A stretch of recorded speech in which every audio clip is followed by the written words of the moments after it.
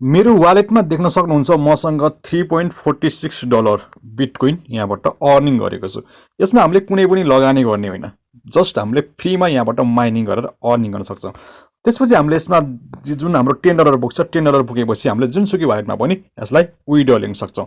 जसरी हामीले पाइम नेटवर्कलाई हामीले जसरी माइनिङ गरिरहेका थियौँ त्यसै गरी हामीले यसमा माइनिङ गर्ने हो। माइनिङ गरिसकेपछि हामीले यसमा दुई थरीको अर्निङ गर्न सकिन्छ, जसबाट हामीले यसबाट BTCs अर्निङ गर्न सकिन्छ, त्यसपछि बिटकोइन पनि अर्निङ गर्न सकिन्छ। यहाँ हजुरले देखिसक्नुभयो, यसलाई हामीले सजिलैसँग विड्र पनि गर्न सकिन्छ। यो भिडियोमा म तपाईँहरूलाई यसमा आजको भिडियो अन्तर्गत रहेर मैले तपाईँलाई हामीले कसरी माइनिङ रेटलाई अझ बढी बनाउन सकिन्छ त्यसको बारेमा म तपाईँलाई जानकारी दिँदैछु। यसको बारेमा भन्दा पनि तपाईँलाई ह्याच कार्ड देख्दै हुनुहुन्छ अनि गिफ्ट कार्ड देख्दै हुनुहुन्छ, यसको उपयोगिता के हो, यसलाई हामीले कसरी उपयोग गरेर हाम्रो जुन यो माइनिङ रेट देख्दै हुनुहुन्छ 250K भनेको छ, यो माइनिङ रेटलाई हामीले बढाउन सक्छौँ। यो भिडियोलाई तपाईँले अन्तिमसम्म हेर्नु होला। आजको भिडियो एकदम महत्त्वपूर्ण हुनेवाला छ। योभन्दा पहिलेबाट यो माइनिङ स्टार्ट गर्नुभएको साथीहरूलाई ह्याच कार्ड र गिफ्ट कार्डको बारेमा एकदम महत्त्वपूर्ण हुनेछ यो भिडियो।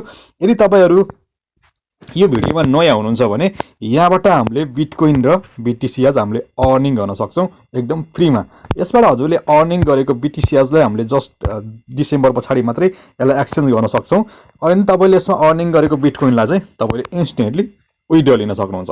आजको यस भिडियो अन्तर्गत रहेर हामीले ह्याच कार्ड र गिफ्ट कार्डको बारेमा स्पेसली कुरा गर्नेछौँ। यदि तपाईँ नयाँ हुनुहुन्छ भने यो डिस्क्रिप्सन बक्समा एउटा लिङ्क राखिदिएको छु, त्यो लिङ्कको थ्रुबाट हजुरले एकाउन्ट क्रिएट गर्न सक्नुहुन्छ। एकाउन्ट क्रिएट गरिसकेपछि हजुरको अटोमेटिकली एउटा यो बिटकोइन माइनिङको एप्लिकेसनमा जानुहुन्छ, त्यो एप्लिकेसन डाउनलोड गरेर हजुरले अर्निङ गर्न सक्नुहुन्छ। त्यसको लागि हजुरले कसरी एकाउन्ट क्रिएट गर्ने भनेर जानकारी छैन भने यो भिडियोको अन्त्यमा म तपाईँलाई पक्कै पनि जानकारी दिन्छु। त्यसको लागि हामीसँग आज के गर्छौँ त ह्याच कार्डको बारेमा बुझ्नेछौँ। स्पेसली जुन ह्याच कार्डबाट हामीले जुन माइनिङ रेट छ त्यो माइनिङ रेटलाई इन्क्रिज गर्न सक्छौँ। त्यसरी गर्दाखेरि हाम्रो के हुन्छ त जति हामीले माइनिङ गरिरहेका छौँ त्यो माइनिङलाई हामीले बढी गर्न सक्छौँ। त्यसको लागि हामी के गर्छौँ त यदि तपाईँहरू हाम्रो च्यानलमा नयाँ हुनुहुन्छ भने च्यानललाई सब्सक्राइब गरी नजिकै रहेको बेल आइकन थिच्नु होला, किनकि आगामी दिनहरूमा पनि तपाईँले यस्तै भिडियोहरू यहाँबाट हेर्न चाहनुहुन्छ भने। अनि अहिलेसम्म भिडियोलाई लाइक गर्नुभएको छैन भने प्लिज एक लाइक चाहिँ गर्नु होला। लाग अब तपाईँले माथि एउटा देख्दै हुनुहुन्छ व्हाइट पेपरमा क्लिक गर्नुहोस्। जतिजना पुराना साथीहरू हुनुहुन्छ उहाँहरूले चाहिँ यो एकदम गर्नु होला, किनकि यहाँबाट माइनिङ रेट हाम्रो बढी आउनेछ। व्हाइट पेपरमा आउनुहोस्। व्हाइट पेपरमा आइसकेपछि हजुरले स्क्रोल डाउन गरेर तल आउनुहोस्, सबभन्दा लास्टमा आउनुहोस्। लास्टमा आइसकेपछि एउटा के देख्नुहुन्छ त यहाँ सानो एउटा लिङ्क देख्नुहुन्छ, यसमा लिङ्कमा हजुरले क्लिक गरेको गर्नुहोस्। क्लिक गर्दा फेरि यो चेन्ज भइरहेको छ, यसलाई क्लिक गरेको गर्नुपर्छ। जति बेलासम्म यो खालको एउटा इन्टरफेस आउँदैन त्यति बेलासम्म हजुरले यसलाई क्लिक गर्नुपर्ने हुन्छ। यसलाई क्लिक गर्दै जानुहोस्। त्यसपछि लाइफ टाइम एन्ड लाइफ भनेर बल्ल यहाँ आइसक्यो त।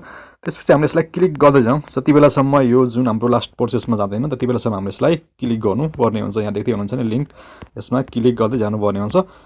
यसपछि हाम्रो अझै क्लिक गर्दै जानुपर्ने हुन्छ। यसमा सबै यो सकिन्छ।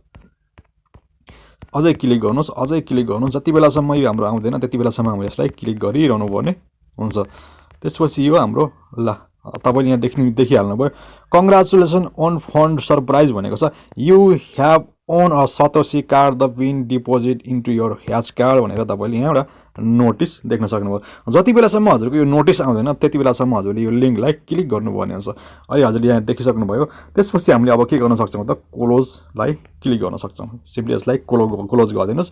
क्लोज गरिसकेपछि हजुरले के देख्नुहुन्छ त अब हामीले जस्ट क्लोज गरिदिउँ। क्लोज गरिसकेपछि ह्याच कार्डमा आउँ। ह्याच कार्डमा आइसकेपछि हजुरले यो खालको एउटा इन्टरफेस देख्नुहुन्छ।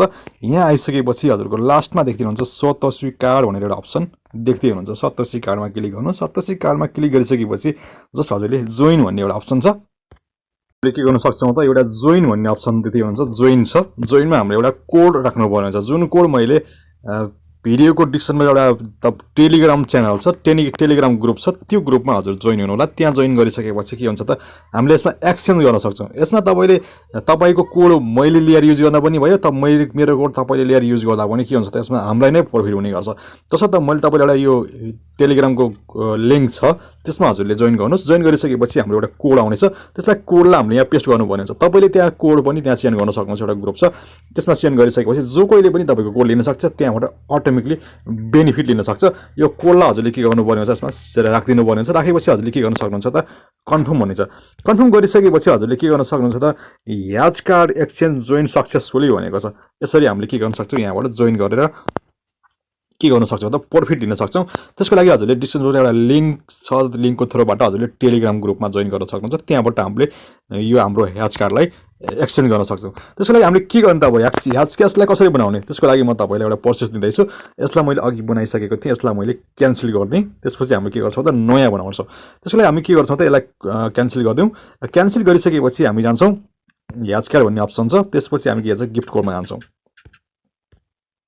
यो ह्याच कार्ड बनाउनको लागि हामीले जस्ट हजुरले यहाँ तल देख्दै हुनुहुन्छ ह्याच कार्डमै आउनुहोस्। ह्याच कार्डमा आइसकेपछि हजुरले तल देख्दै हुनुहुन्छ एउटा इन्टेल भन्ने अप्सन देख्दै हुनुहुन्छ। इन्टेलमा जानुहोस्। इन्टेलमा गइसकेपछि हजुरले कतिजनासँग सेयर गर्न चाहनुहुन्छ त्यो सेयर मैले अहिले 5 जनालाई बनाएँ, 5 जना बनाऊ। त्यसपछि इन्टेलमा सिम्पली क्लिक गर्नुहोस्। यहाँ गरिसकेपछि यो ह्याच कार्ड हाम्रो सक्सेसफुल्ली हुन्छ। सक्सेसफुल्ली भइसकेपछि सबभन्दा माथि नै हजुरले देख्न सक्नुहुन्छ हामीले जुन बनाएको थियौँ त्यो कहाँ आउँछ त, यहाँ आउने गर्छ। देख्दै हुनुहुन्छ हामीले बनाएको जस्ट हामीले ह्याच कार्ड बनाएका थियौँ त्यो यहाँ आउने गर्छ। यसमा हामीले अब 5 जना मान्छेहरूलाई एटेन्ड गर्न सक्छौँ। त्यसको लागि कसरी जोइन गर्ने भन्दा तपाईँले यस्तो बनाइसकेपछि जस्ट हजुरले यसमा कपी भन्ने अप्सन छ, यो कपी कोडलाई हजुरले जस्ट ग्रुपमा अथवा तपाईँको माइनर साथीहरूलाई यहाँबाट सेयर गर्न सक्नुहुन्छ। यहाँबाट सेयर गरेको कोडलाई लिएर हजुरले के गर्न सक्नुहुन्छ त जोइनमा जानुहोस्। जोइनमा गइसकेपछि त्यहाँबाट जोइन भएर यो कोड राखिदिनु भयो भने हजुरले यहाँबाट बेनिफिट पाउनुहुन्छ। अनि जो नयाँ साथीहरू हुनुहुन्छ उहाँले पनि सेम यही प्रोसेसमा नै फेरि एक्सचेन्ज गरेर आउनुभयो भने यहाँबाट अझै बढी बेनिफिट पाउन सकिन्छ। त्यसको लागि तपाईँहरूले डिस्क्रिप्सन बक्समा एउटा लिङ्क छ, लिङ्कको थ्रुबाट हजुरले वाट्सएपमा जोइन गरेर टेलिग्राममा जोइन गर्न सक्नुहुन्छ। त्यहाँबाट हामीहरू एक्सचेन्ज पनि गर्न सक्छौँ। जति एक्सचेन्ज गऱ्यो हामीलाई नै माइनर रेटमा धेरै नै फाइदा हुने गर्छ। त्यसपछि साथीहरू अबको नेक्स्ट भिडियोमा मैले यसमा तपाईँलाई के सिकाउने छु भन्दा यसमा हामीले अब वालेटलाई पनि के गर्न सक्छौँ त यसमा राख्न सक्छौँ। त्यसको लागि हामीले अर्को भिडियोमा म तपाईँलाई पक्कै पनि त्यसको बारेमा सिकाउने छु। त्यसको लागि माइनमा जान्छौँ। माइनमा गइसकेपछि तल हाम्रो के छ त यो रिसिभ ह्याच भन्ने छ नि, जुन रिसिभ ह्याचलाई हामीले टोटल्ली हामीले के गर्न सक्छौँ त मेटा मार्क्समा लिन सक्छौँ। त्यो मेटा मार्क्समा कसरी ल्याउने भनेर म नेक्स्ट भिडियोमा तपाईँलाई पक्कै पनि जानकारी दिनेछु। त्यसको लागि हाम्रो च्यानललाई सब्सक्राइब गरी नजिकै रहेको बेल आइकनलाई चाहिँ थिच्नुपर्ने हुन्छ। अब अर्को नेक्स्ट पार्ट भिडियोमा हामीले यसलाई जस्ट हामीले मेटा मार्क्समा यसलाई विड्र लिनेछौँ। जुन हाम्रो ह्याच कार्ड छ त्यसलाई हामीले मेटा मार्क्समा विड्र लिनेछ। त्यसको लागि हजुरले जति सक्नुहुन्छ यहाँबाट आफ्नो ह्याच कार्डलाई एक्सचेन्ज गरेर आफूको जुन यो माइनिङ रेट छ त्यसलाई हाई बनाउन सक्नुहुन्छ। अनि साथीहरू धेरैजना साथीहरूलाई थाहा छैन होला जुन यो BTC रिसिभ गर्छौँ। रिसिभ गरिसकेपछि हाम्रो यो हुन्छ यस्तो हुन्छ। त्यसपछि हामीले के गर्न सक्छौँ त यो BTC गिभवेको बारेमा पनि मैले अहिले अलरेडी भिडियो बनाइसकेको थिएँ। तर धेरैजना साथीहरूलाई यसमा एउटा के कुरा थाहा छैन भन्दा यसमा हामीले बिटकोइनलाई हामीले डेली अर्निङ गर्न सक्छौँ। त्यसको लागि हजुरले माइनिङ फ्याक्टरमा जानुपर्ने हुन्छ। माइनिङ फ्याक्टरमा गइसकेपछि हजुरले कतिजना रेफर गर्नुभएको छ त्यहाँबाट हजुरले डेली नै बिटकोइन रिसिभ गर्न सक्नुहुन्छ है। यो कुरा चाहिँ मैले तपाईँलाई जानकारी बनाउन चाहेँ। यसमा हजुरले क्लिक गर्नुपर्ने हुन्छ। त्यसपछि हामीले यहाँबाट डेली नै बिटकोइन यहाँबाट रिसिभ गरिरहेका हुन्छौँ। यसमा हामीले अब कसरी विड्रा गर्ने भन्ने कुराहरू पनि म तपाईँलाई अर्को भिडियोमा पक्कै पनि बनाउनेछु। यसपालि बाई।